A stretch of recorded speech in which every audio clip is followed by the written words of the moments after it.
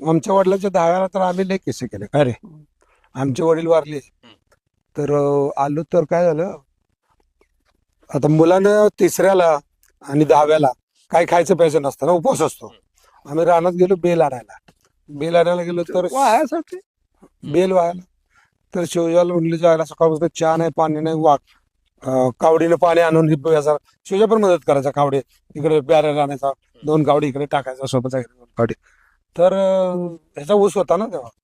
मग म्हटलं कोण बघायला येता गावात पाणी खाय ऊस. आम्ही गेलो खाल्ला ऊस. कोणाला माहिती कळतंय ते सावडायचे वगैरे त्यांनी खाल्लं नाही. बिनधास्त आंघोळ नसती करायची, सावडून आल्यावर आंघोळ करायची असती. म्हणलं बरेच दिवस पोहलोच नाही का पाण्यात आपण. टाकावड्या कोण विचारते आपल्याला, कोण बघायला येतं.